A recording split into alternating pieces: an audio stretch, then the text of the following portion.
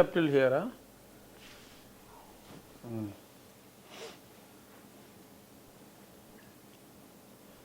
Okay start. అందరికీ నమస్కారం. ముందుగా ఈరోజు మహాకవి శ్రీరంగం శ్రీనివాసరావు గారు శ్రీశ్రీ గారి జయంతి. మరి ఈ సందర్భంగా ఒక ప్రాముఖ్యత చెందిన ఆయన గీతం నేటి సిచ్యువేషన్కి సరిపడా మాట్లాడుకుందాం. పతితులార భ్రష్టులార బాధా సర్పద్రష్టులార దగా పడ్డ తమ్ములార ఏడవకండి పోతున్నాయి రథచక్రాలు పోతున్నాయి, జగన్మోహన్ రథచక్రాలు పోతున్నాయి. ఇప్పుడు మరి మహాకవి ఆనాడు కొన్ని సమస్యలను దృష్టిలో పెట్టుకుని రాశారు. ఇప్పుడు అంతకంటే పెద్ద సమస్యలు ఈ జగన్మోహన్ రెడ్డి ప్రభుత్వం వచ్చిన తర్వాత మనం చూస్తున్నాం.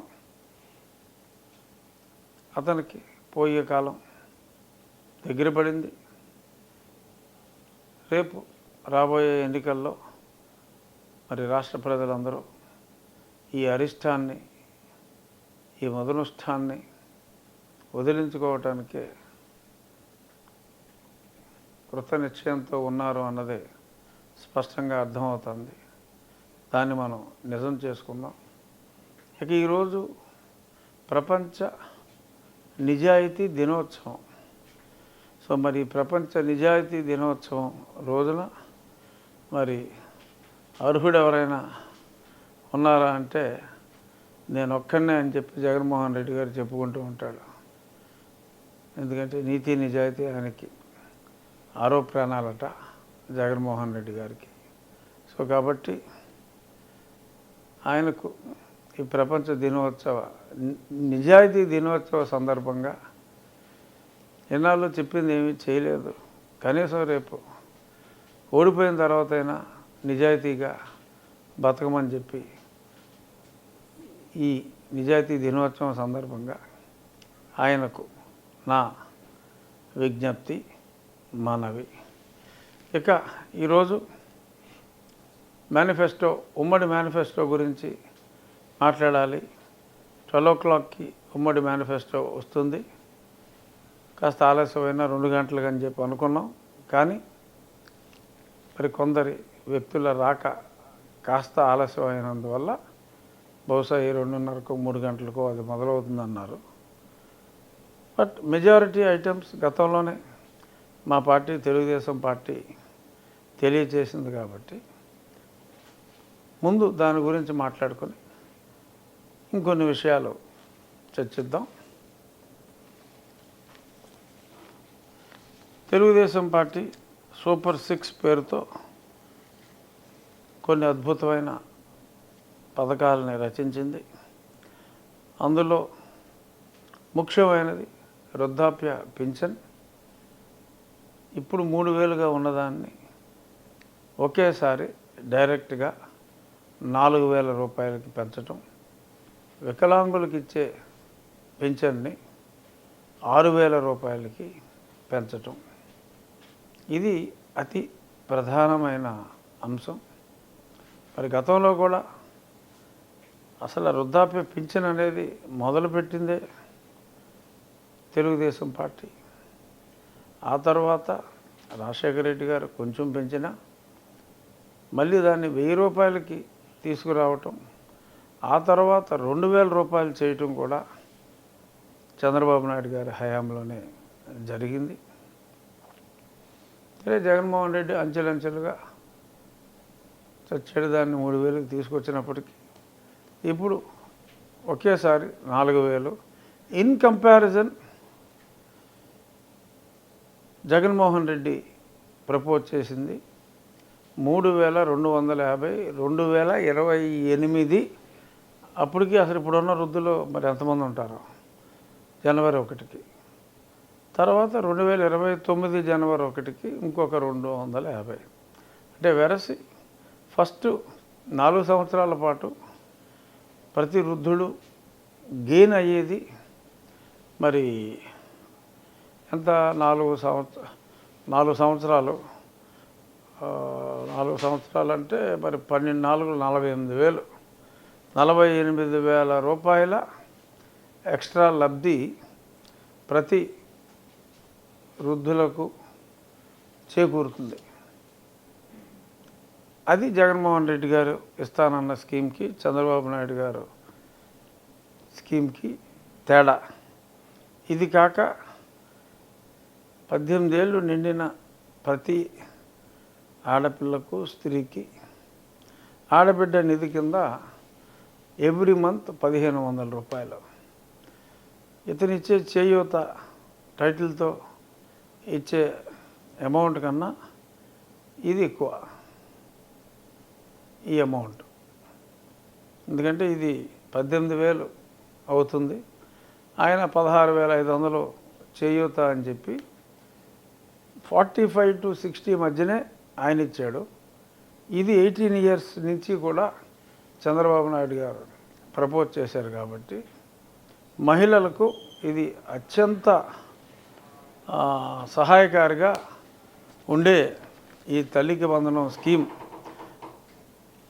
జగన్మోహన్ రెడ్డి చేయూతతో కంపేర్ చేస్తే ఎన్నో రెట్లు అధికంగా ప్రతి మహిళకు కూడా మరి ఎంతో సహాయం చేసే అతి గొప్ప స్కీమ్ ఇది. మహిళలందరూ కూడా దీన్ని గ్రహించి మరి వారికి సంపూర్ణ మద్దతు చంద్రబాబు నాయుడు గారికి, తెలుగుదేశం పార్టీ కూటమికి అందజేయవలసిన అవసరం స్త్రీగా పుట్టిన వాళ్ళందరికీ కూడా ఎంతో ఉంది. అలాగే మరి తల్లికి వందనం అమ్మ ఒడి అనే పేరుతో జగన్మోహన్ రెడ్డి 15,000 ఇచ్చి 2,000 కటింగ్ పెడుతున్నాడు ఆయన.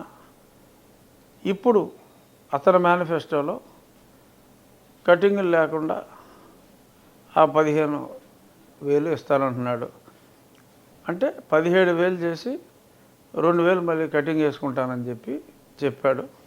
సో డైరెక్ట్గా 15,000 ఒక్కళ్ళకే కాకుండా జగన్మోహన్ రెడ్డి దాంట్లో ఒకళ్ళకే రెస్ట్రిక్షను. ఇక్కడ ఇద్దరుంటే తల్లికి వందనం కింద 30,000, ముగ్గురుంటే 45,000. ఒకవేళ ఎవరైనా నలుగురిని కన్నప్పటికీ కూడా 60,000 ఇవ్వటం జరుగుతుంది. సో బట్ ఇద్దరు పిల్లలు అందరికీ ఉంటారు కాబట్టి ఆ అమ్మఒడి తల్లికి వందనంగా మారి డబల్ అయింది. ఇక దీపం అనే ఒక పథకం ద్వారా మరి జగన్మోహన్ రెడ్డికి దానికి ఈక్వలెంట్ ఏమీ లేదు. 3 సిలిండర్లు మరి ప్రతి కుటుంబానికి ఉచితంగా అందజేయటం జరుగుతుంది. మరి అది కూడా మహిళలకు మరి ఎక్స్ట్రా బెనిఫిట్. ఇవన్నీ ఉంటే ఉచిత బస్సు ప్రయాణం మహిళలకు వారి వారి జిల్లాలో, రాష్ట్రం మొత్తం కూడానా, జిల్లాలోనేనా, స్టేట్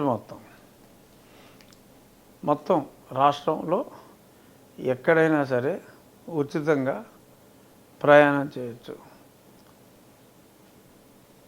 వారి బంధుమిత్రులను కలవాలన్నా, పుట్టింటికి వెళ్ళి పుట్టింటి వారిని పరామర్శించుకోవాలన్నా, ఏదన్నా బజార్కి వెళ్ళి ఒక చిన్న ఐటెం కొనుక్కోవాలన్నా, మరి ట్రాన్స్పోర్టేషన్ విపరీతంగా ఖర్చు పెరిగిన ఈ కాలంలో మహిళలకి ఇది అతి గొప్ప రిలీఫ్. సో ఇటువంటి అంటే మహిళగా పుడితే మరి చంద్రన్న రాజ్యంలోనే పుట్టాలి అని అనిపించేంత గొప్పగా మహిళలందరికీ కూడా ఈ పథకాలు ఉన్నాయి. సో కాబట్టి ముక్త కంఠంతో మహిళలందరూ ఇప్పుడు నేటి చిన్నపిల్లలైనా కూడా వీళ్ళందరూ కూడా మరి 18 సంవత్సరాలు వచ్చేటప్పటికి అన్ని రకాల బెనిఫిట్లకి అర్హులవుతారు. కాబట్టి స్కూల్లో చదువుకుని ఆడపిల్లలు చిన్నపిల్లలు కూడా వాళ్ళ తల్లిదండ్రులకి ఈ స్కీమ్ గురించి ఎక్స్ప్లెయిన్ చేయాలి. ప్రతి ఒక్కరూ కూడా ఈ పథకాలను వారి దగ్గరికి తీసుకెళ్ళాలి. ఇంతేకాక మరి రైతుల విషయానికి వస్తే మరి అన్నదాత పథకం కింద ప్రతి రైతుకి 20,000 రూపాయల సహాయం. ఇప్పుడు కేంద్రం ఇచ్చే దాంతో కలిపి 13,500 ఈ మోహన్ రెడ్డి గారు ఇస్తున్నారు. కానీ మరి రేపటి నుంచి రాబోయే రోజుల్లో 20,000 రూపాయలు చంద్రబాబు నాయుడు గారు ప్రతి రైతుకి ఇస్తున్నారు. 20 లక్షల ఉద్యోగ అవకాశాలు ఇవ్వగలం. యువకులకు 20 లక్షల ఉద్యోగ అవకాశాలు. ఆ ఉద్యోగాలు ఇచ్చే వరకు కూడా వారిని ఖాళీగా కూర్చోబెట్టకుండా ఇవ్వగలం నిధి అని ఒక పేరుతో 3,000 రూపాయలు నిరుద్యోగ భృతి కూడా అందరికీ ఇస్తున్నారు. ఈ స్కీమ్ కూడా జగన్మోహన్ రెడ్డి ప్రభుత్వంలో లేదు.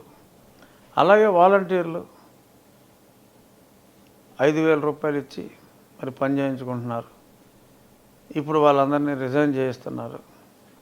చాలామందిని పిచ్చి వాళ్ళారా, రాజీనామాలు చేస్తే మళ్ళీ మీకు ఎట్టి పరిస్థితుల్లోనూ ఉద్యోగాలు రావు. ఇప్పుడు రాజీనామా చేసిన వాడు ఎవ్వడికి కూడా మళ్ళీ ఉద్యోగం ఇచ్చే అవకాశం లేనే లేదు. మీరు పోతారు. కానీ మీరు అలాగే ఉంటే 10,000 రూపాయలు చేస్తానని చెప్పారు. జగన్మోహన్ రెడ్డి గారు ఇచ్చిన మేనిఫెస్టోలో 5,000 రూపాయలే, ₹1 కూడా పెంచే ప్రసక్తి లేదు అని చెప్పి చాలా క్లియర్గా స్పష్టత ఇచ్చారు. సో కాబట్టి వాలంటీర్లకు కూడా మరి సుమారు 3 లక్షల మంది ఉన్నారు. మరి వాళ్ళు జగన్మోహన్ రెడ్డి కోసం మరి ఏమైనా 1 లక్ష మంది రాజీనామా చేస్తారేమో. చేసిన వాళ్ళ కర్మ. ఈ ఉన్న వాళ్ళకి మటుకు 5,000 రూపాయల నుంచి 10,000 రూపాయలకి పెరుగుతుంది. అన్నింటికన్నా ముఖ్యమైనది ఇంటింటికి మంచినీరు పథకం, ప్రతి ఇంటికి కుళాయి కనెక్షన్. ఇది యాక్చువల్గా government of India Har Ghar Jal అనే స్కీము. వాళ్ళు ఒక 60% పెట్టుకుంటారు, మనం ఒక 40% పెట్టుకుని రాష్ట్ర ప్రభుత్వ నిధులతో చక్కగా ఇంప్లిమెంట్ చేయవలసిన స్కీమ్. కమిషన్ కోసం కక్కుర్తిపడి మరీ 40-50% ఎక్సెస్ చేసి తినేయాలన్న కాంక్షతో ఈ స్కీమ్ని అటకెక్కించింది వైఎస్ఆర్ ప్రభుత్వం. ఇప్పుడు ఆ స్కీమ్ని ఇంప్లిమెంట్ చేసి మా గోదావరి జిల్లాలకైతే స్పెసిఫిక్గా విద్యేశ్వరం నుంచి ఒక వాటర్ పైప్ లైన్ వేసి అన్ని గృహాలకు కుళాయి నీరు ఇవ్వటం జరుగుతుంది. రాష్ట్రంలో కూడా 1 by 1 చేసుకుంటూ వెళ్తారు. మా జిల్లా వరకు అంటే గోదావరి జిల్లా పశ్చిమ గోదావరి ఆక్వాకల్చర్ హబ్కి ఇది జీవనాధారం లాంటిది. ఇది వచ్చేస్తే ఆక్వాకల్చర్ కూడా ఇంకా పెంచుకోవచ్చు. చక్కటి సురక్షితమైన తాగునీరు కూడా మా అందరికీ కూడా అందుతుంది. బీసీలను కూడా ఎన్నో చోట్ల చాలా అవమానాలు జరుగుతున్నాయి. వారి కోసం బీసీలకు కూడా ఒక రక్షణ చట్టం కూడా తీసుకొస్తామని చెప్పి చెప్పడం జరిగింది. ఇవి కాక జగన్మోహన్ రెడ్డి ఏమైతే ఇస్తున్నాడో గతంలో చంద్రబాబు నాయుడు గారు పెట్టింది ఉంది. మ్యారేజెస్కి ముస్లిమ్స్కి కానీ వీళ్ళకి కానీ రెస్ట్రిక్షన్ లేకుండా, అంటే ముస్లిమ్స్కి అయితే 10th పాస్ అవ్వాలని చెప్పాడు జగన్మోహన్ రెడ్డి. అటువంటి రెస్ట్రిక్షన్ ఏమీ లేకుండా గతంలో ఉన్నట్టుగానే అంబేద్కర్ విద్య, దానికి జగనన్న విదేశీ విద్య అని పేరు మార్చాడు.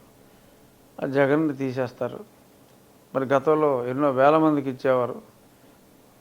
జగన్ ఒక 100 మందికి కూడా ఇచ్చిన దాఖలాలు లేవు. సో కాబట్టి ఆ స్కీమ్ కూడా చక్కగా ఇంప్లిమెంట్ అవుతుంది. ఎస్సీలకు జగన్మోహన్ రెడ్డి తడిగుడ్డతో గొంతు కోశాడు. కానీ మరి గొర్రె కషాయాన్ని నమ్ముతుంది అన్నట్టు మరి కొంతమంది ఎస్సీ సామాజిక వర్గం ఇంకా అతనికి మద్దతు ఇవ్వటం దురదృష్టం. మరి వారు మరి కొన్ని నిజాలను తెలుసుకోవట్లేదు. ఆ సప్లాన్ కింద ఉన్న 27 స్కీముల్ని కూడా నిర్వీర్యం చేశాడు. బెస్ట్ అవైలబుల్ స్కూల్స్ వాళ్ళకి దక్కకుండా చేశాడు. 40-50 వేలు బెనిఫిట్ వచ్చే బెస్ట్ అవైలబుల్ స్కూల్ నుంచి తీసేసి అమ్మఒడి 13,000తో సర్దుకోమన్నాడు. సో చాలా రకాలుగా ఎస్సీ సామాజిక వర్గానికి, మైనారిటీస్కి నా బీసీ నా ఎస్సీ అని అతను మొద్దుగా మాట్లాడే మాటలన్నీ పచ్చి అబద్ధాలు. వాళ్ళకి చేసినంత అన్యాయం ఎవరికీ చేయలేదు. మరి మా సాయశక్తుల మరి ఎస్సీ సామాజిక వర్గానికి అందరికీ మీకు ఇంత అన్యాయం చేశాడని చెప్పి ఎంతోమంది చెప్పే ప్రయత్నాలు చేస్తున్నారు. ప్రజల్లో పెనుమార్పు వచ్చింది. కానీ మోసపోయిన, అతి దారుణంగా మోసపోయిన ఎస్సీ సామాజిక వర్గంలో ఇంకా రావాల్సినంత మార్పు మరి ఇంకా రాలేదు. మరి దురదృష్టం వారిలో ఏదో వేరే యాంగిల్లో మరి ఆయన చూసుకొని ఆయన పూజించే దేవుడి యాంగిల్ కావచ్చు, ఇంకేదైనా కావచ్చు, అది మరి వాళ్ళకి గ్రహించేలాగా తెలియజేయవలసిన అవసరం కూడా మాలాంటి వారి మీద ఉంది. ఆ ప్రయత్నం కూడా చేస్తున్నాం. పవన్ కళ్యాణ్ గారు షణ్ముఖ వ్యూహంతో మరి ఆయన ముందుకు వస్తున్నారు. ఆ షణ్ముఖ వ్యూహం డీటెయిల్స్ అన్నీ కూడా తెలుస్తాయి.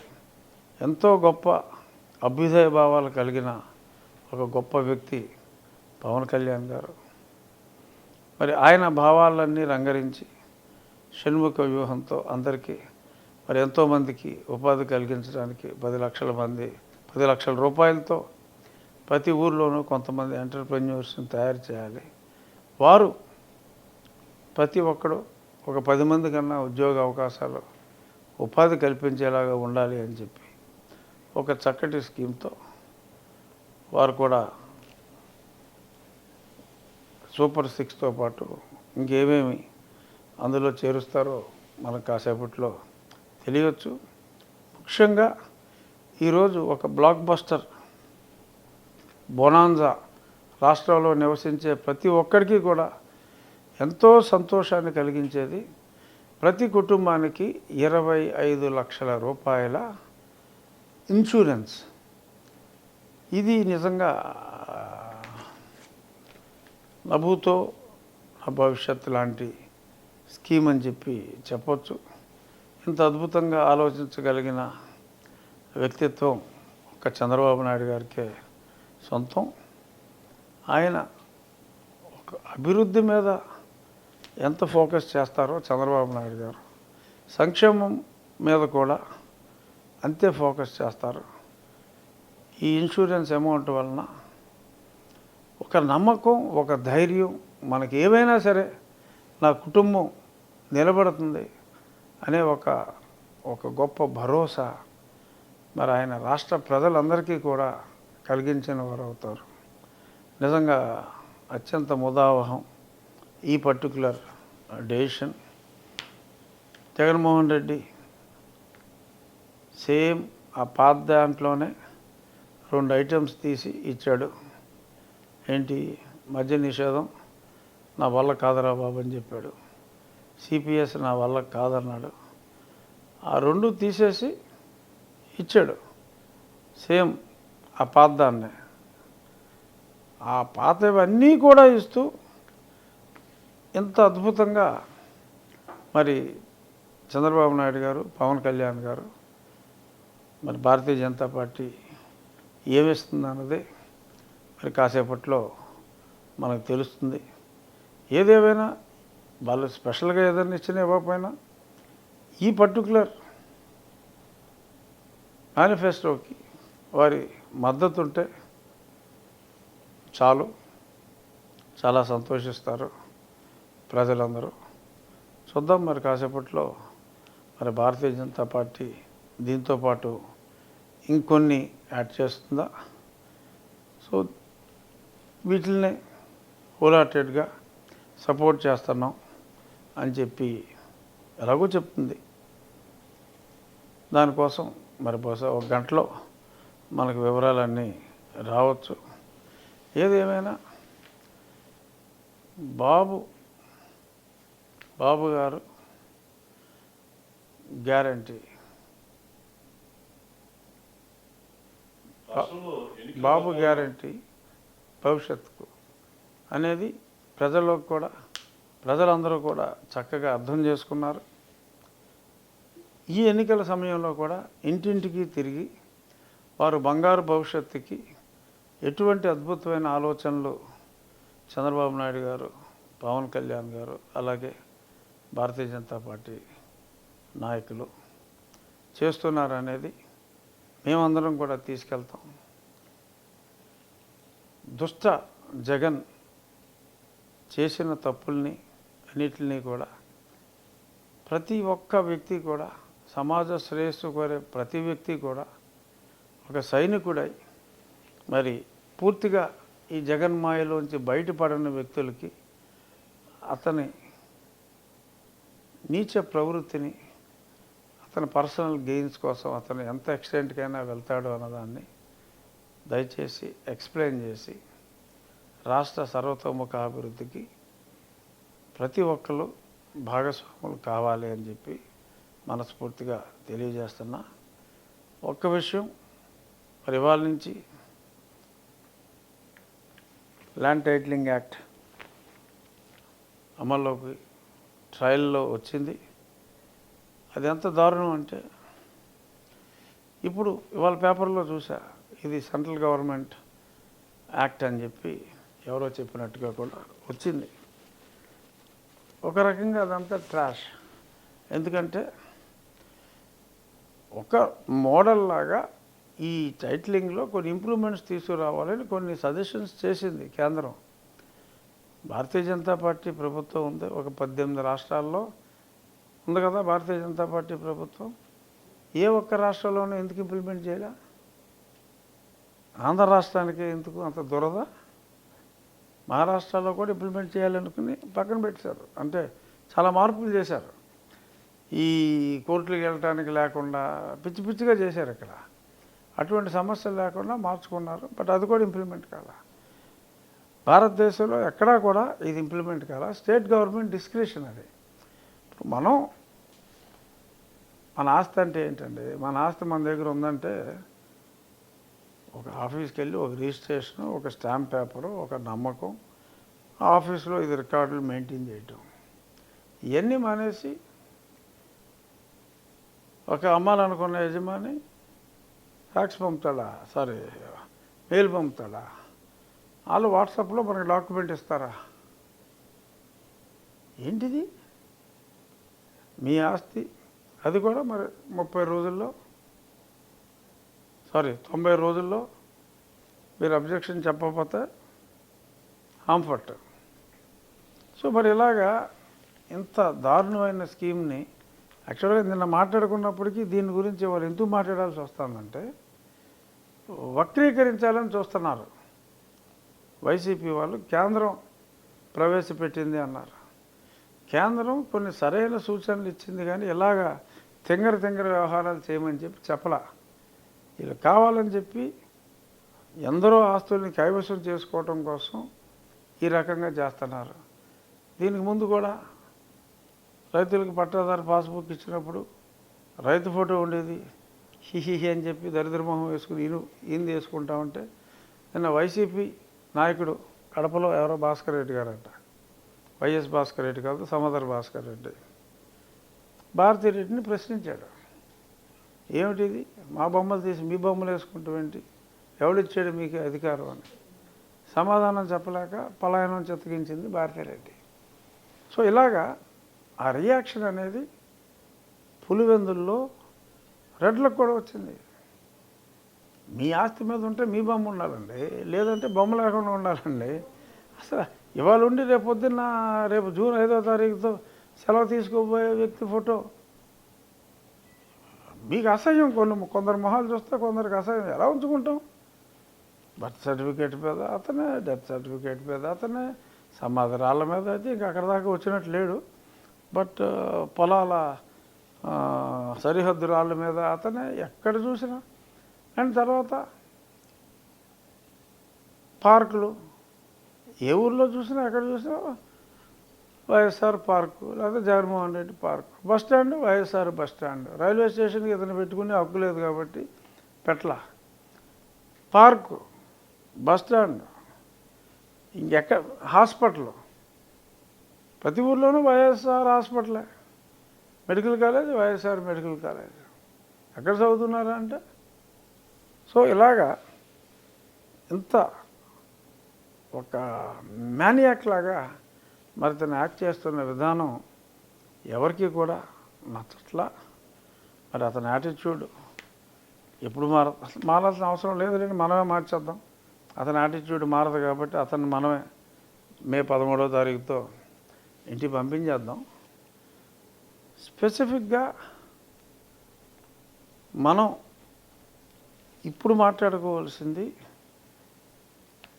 దీని గురించనే, ఈ మేనిఫెస్టో గురించనే మనం ఈ రచ్చబండ పెట్టుకోవడం జరిగింది. ఆ డిఫరెన్స్ చూశారు. ఇది కాక కనపడని డిఫరెన్స్ ఏంటంటే లిక్కర్ విషయంలో మద్యపాన నిషేధం చేస్తానని చెప్పలా చంద్రబాబు గారు, అవసరం లేదు. ఈ దరిద్రపు మద్యాన్ని నిషేధించగలిగితే మద్యపాన నిషేధం కన్నా ఎంతో గొప్ప మేలు చేసిన వాళ్ళు అవుతారు.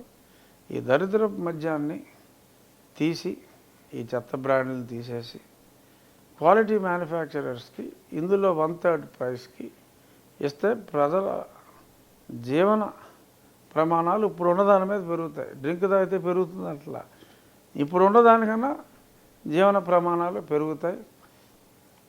ఇప్పుడున్నదానికన్నా ఆరోగ్య సూచిక చాలా ఇంప్రూవ్ అవుతుంది. అంతేకాక ప్రతి కుటుంబానికి సంవత్సరానికి 60,000 రూపాయల లబ్ధి చేకూరబోతుంది. ఎలాగో అర్థమైందా మీకు? 60,000 రూపాయల లబ్ధి. రోజుకి ఒక క్వార్టర్ తాగేవాడికి ఇప్పుడు 220 కొనుక్కుంటున్నారు, అది 70 రూపాయలు అవుతుంది, 60-70 అవుతుంది. అంటే సుమారు 150 రూపాయలు రోజుకి సేవింగ్. 150 ఇంటూ క్వార్టర్ వేసేవాడు 4,500 ఇంటూ 12 నెలలు 60,000. సో ఇండైరెక్ట్గా 60,000 రూపాయలు ఆరోగ్యకరమైన మద్యం అనారోగ్యమే, బట్ గతంలో కన్నా ఆరోగ్యకరమైన డ్రింకు తాగుతూ 60,000 రూపాయలు ఆ కుటుంబానికి ఆదా అవుతుంది. ఇది ఎంత పెద్ద బెనిఫిట్. సో ఏ రకంగా చూసినా ఒక పక్క సంక్షేమం, ఇంకో పక్క అభివృద్ధి, రెండు పట్టాల మీద వేగంగా పయనించబోతోంది చంద్రన్న, పవన్ అన్న బీజేపీ తోటి కలిసి ఏర్పాటు చేయబోయే ఈ ప్రభుత్వం అంటంలో ఎటువంటి సందేహం లేదు. సో కాబట్టి దయచేసి అందరూ తెలుగుదేశం పార్టీ కూటమిని మద్దతు తెలియజేసి ఈ దుర్మార్గుడ పాలనని అంతం చేద్దామని చెప్పి మరొక్కసారి కోరుకుంటూ, నా రచ్చబండ చూసిన ఉండి నియోజకవర్గ ప్రజలకు సైకిల్ గుర్తు మీద నాకు ఓటు వేయమని చెప్పి కూడా తెలియజేస్తున్నాను. బ్యాలెట్ బాక్స్లో ఈవీఎంలో నెంబర్ 1 కింద కూడా వెళ్ళక్కల్లా ఎమ్మెల్యే దాంట్లో ఒకటి చూడండి, పక్కన చిరునవ్వుతో నా ఫేస్ ఉంటుంది, నొక్కండి. ఇంకా కిందకి వెళ్ళొద్దు, ఇంకెవడొక్క చూడొద్దని చెప్తూ ఇప్పుడు క్వశ్చన్స్ అడగండి. సార్, ఇప్పుడు మీరు ఒక పార్లమెంటరీగా ఉన్నారు, అలాగే మీరు చాలా ఎనాలిసిస్ని, ఎన్నికలకు సంబంధించి ఎనాలిసిస్ గ్రావిటీ తీసుకుంటారు. ఇప్పుడు ప్రజెంట్ రాష్ట్రంలో క్రాస్ ఓటింగ్ జరిగే అవకాశాలు ఉన్నాయని ఎక్కువ వార్తలు వస్తాయి. దీని మీద మీ అనుభవాలు కొంచెం షేర్ చేయగలరా సార్? షేర్ చేయకూడదు. మీ ప్రశ్న నాకు అర్థమైంది, అది చాలా క్లిష్టమైన ప్రశ్న. సో కూటమి ధర్మం ప్రకారం షేర్ చేయకూడదు. సార్, రాష్ట్రంలో ఎన్నికల వాతావరణం ఎలా ఉందంటారు? ప్రశాంతంగా ఉందంటారా? నిన్న పెద్దిరెడ్డి రామచంద్రారెడ్డి గారి ఇలాకాలో భారత చైతన్య యువజన పార్టీ నాయకుడు రామచంద్ర యాదవ్ పార్టీ గారు వాహనాలపై వాహన శ్రేణులపై దాడులు, తర్వాత వాహనాలని అగ్నిగా ఆహుతి చేయడం. ఐసి నేను చూడలా. ఏలూరు కూడా జరిగిందండి. ఏలూరు నిన్న రాత్రి అబ్బాయి చౌదరి గారి కాన్స్టిట్యున్సీలో టీడీపీ వాహనాల మీద దాడి జరిగిందండి. అట్ ద సేమ్ టైం అక్కడ నలుగురు లేడీస్ని కూడా కొట్టడం జరిగింది. బా దురదృష్టం. మరి వైసీపీ సంస్కృతి అది, అందులోనూ మరి రాయలసీమలో మరి అక్కడ రామచంద్ర యాదవ్ ఆయన గట్టోడైనా కూడా మరి అంతలా జరిగిందంటే అది అత్యంత దారుణం. బట్ వాళ్ళ సంస్కృతి అది కాబట్టి ఇంతకంటే బెటర్ అడ్మినిస్ట్రేషన్ మనం ఎక్స్పెక్ట్ చేయలేం. రాజకీయాల్లో మరి వాళ్ళంత రూత్లెస్గా ఇంకెవరూ కూడా బిహేవ్ చేయలేరు. మీరు ఎక్కడ చూసినా సరే దాడులన్నీ వైసీపీ వాళ్ళే తెలుగుదేశం మీద వాళ్ళ జనసేన మీద చేయటం తప్ప అది ఆల్వేస్ వన్ సైడెడ్గానే ఉంది. మరి ప్రజలు గమనించి ప్రజలే బుద్ధి చెప్పాలి తప్ప దీనికి ఇంకొక సొల్యూషన్ లేదు.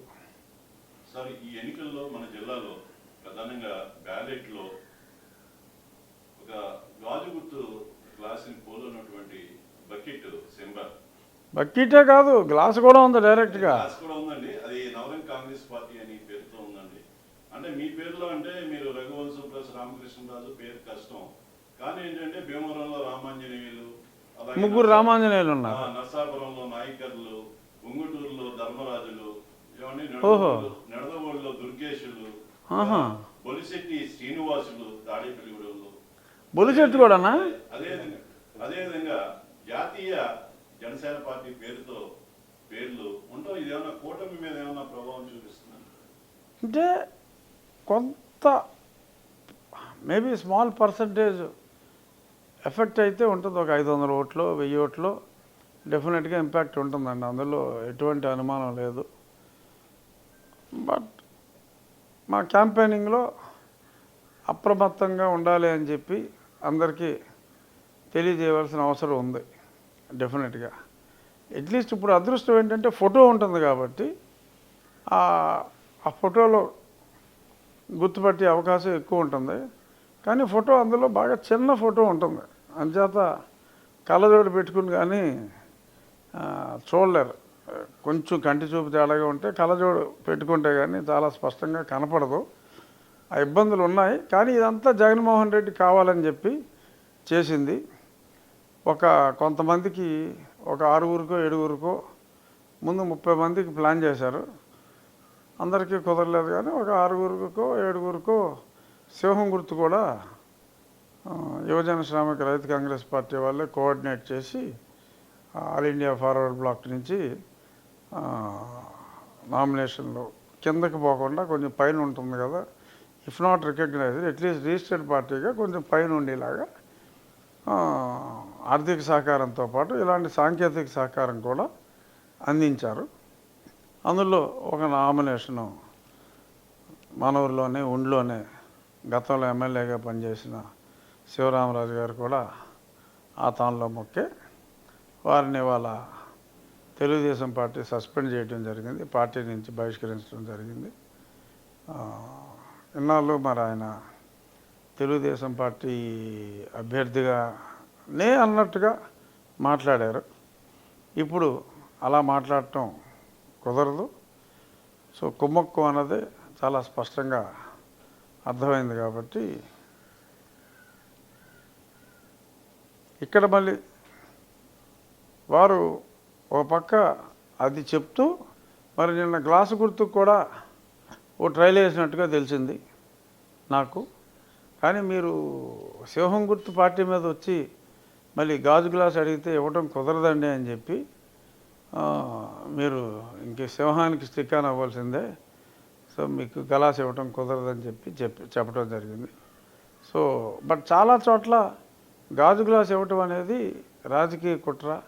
జగన్మోహన్ రెడ్డి ఎంత నీచంగా ఆలోచిస్తాడో అనటానికి అదొక ఎగ్జాంపుల్. ఈ నవరంగ్ కాంగ్రెస్లు ఇవన్నీ కూడా జగన్మోహన్ రెడ్డి తీసుకొచ్చినాయే. జై జై జై భారత్ జనసేన అదేదో ఉంది, కాదు జాతీయ జనసేన జాతీయ జనసేన అని ఒకటి, మళ్ళీ ఈ బకెట్ గుర్తులు తీసుకొచ్చి ఈ గాజు గ్లాస్ కూడా మరి ఒక పక్కన మరి ఎన్డీఏలో ఉన్నప్పటికీ కూడా మరి ఎలక్షన్ కమిషన్లో ఒకసారి ఒక గుర్తు ఇచ్చిన తర్వాత ఆ పార్టీ రికగ్నైజ్డ్ కానప్పటికీ కూడా ఒకసారి ఆ గుర్తు ఇచ్చిన తర్వాత బోలు గుర్తులు ఉన్నాయి, 50 గుర్తులు ఉన్నాయి. ఎక్కడైనా 15 మంది కన్నా ఉండరు. గుర్తులు కొరత ఏదో ఉన్నట్టు ఒక పార్టీకి అలాట్ చేసిన గుర్తుని మరి అంతమంది అభ్యర్థులు కూడా పోటీ చేస్తున్నారు, ఎంపీ క్యాండిడేట్లు పోటీ చేస్తున్నారు. So it is their discretion. ఆ డిస్క్రిషన్ వాడకుండా కామన్ సింబల్ లిస్ట్లో మీరు పోటీ చేసిన దగ్గర మీకు ఇస్తాంరా లేకపోతే వేరే వాడికి ఇస్తామంటాం దారుణాతి దారుణం. మరి ఇదేమి ఒక్కోసారి అంటే election commission is an independent body అని మనం కౌరులు చెప్పుకోవడానికి బాగానే ఉంటుంది. ఎంత ఇండిపెండెంటో మన అందరికీ తెలుసు. సో కాబట్టి ఇటువంటి సంఘటనలు జరిగినప్పుడు బాధ అనిపిస్తుంది, ఉసూరం అనిపిస్తుంది. మరి మాట్లాడలేని విచిత్రమైన గమ్మత్తైన పరిస్థితి. సార్ దాన్ని ఎలక్షన్ కమిషన్ ఇండిపెండెంట్ బాడీ కదండి, మరి ఇలా చేయడానికి మామూలుగా పార్టీస్ నుంచి అపాయింట్ చేయడానికి ఏదో ఉండదా సార్? ఎందుకు ఉండదు? డెఫినెట్గా ఉంటుంది. ఇది చాలా అన్యాయం. సేమ్ టైం రాష్ట్రంలో కూడా జరుగుతుందండి, కూటమి సభ్యులది ఎక్స్పెండిచర్ ఎక్కువ వస్తుంది, అధికార పార్టీది ఎక్స్పెండిచర్ తక్కువ వస్తుంది. దానికి గల కారణం ఏంటంటే? దానికి గల కారణం ఏముంది? ఈ ఆఫీసర్ల మీద Jaganmohan Reddy influence, chief secretary ఉంది, చీఫ్ సెక్రటరీ ఇన్ఫ్లుయెన్స్. వాళ్ళు వైసీపీ వాళ్ళు రోడ్డు మీద 10 కిలోమీటర్లు ఊరేగింపు చేసి 50,000 మందికి భోజనం పెట్టినా ₹1,00,000 ఖర్చే రాస్తారు. మనం ఎవరికే భోజనం పెట్టకపోయినా, మనం ఎవరిని పిలవకపోయినా మినిమం 100 మందితో వెళ్ళినా ట్రాఫిక్ జామ్ అవుతుంది. ట్రాఫిక్ జామ్ అయితే ట్రాఫిక్లో వాహనాలు ఉంటాయి.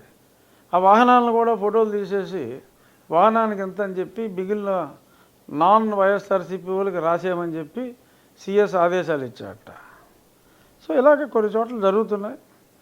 మనం అప్రమత్తతగా ఉండి ఒరే బాబు మా వెహికల్స్ అన్నీ అవి కాదురా నాయన, మా వెహికల్స్ ఇయ్య అని చెప్పి మనం వాళ్ళకి రిప్రజెంటేషన్లు ఇచ్చుకోవాలి. బట్ చాలా అన్యాయం అయితే జరుగుతున్నమాట వాస్తవం. చాలామంది అధికారులు మరి తొత్తుల్లో వ్యవహరిస్తున్నారు. అఫ్కోర్స్ మనకి ఒక ఐఏఎస్ ఆఫీసర్ గారు ఉన్నారు కాబట్టి ఇక్కడ అటువంటి సంప్రదాయం ఉండి వరకు లేదనే నేను భావిస్తున్నా. బట్ చాలా చోట్ల చాలా అక్రమాలు చోటు చేసుకుంటున్నాయి.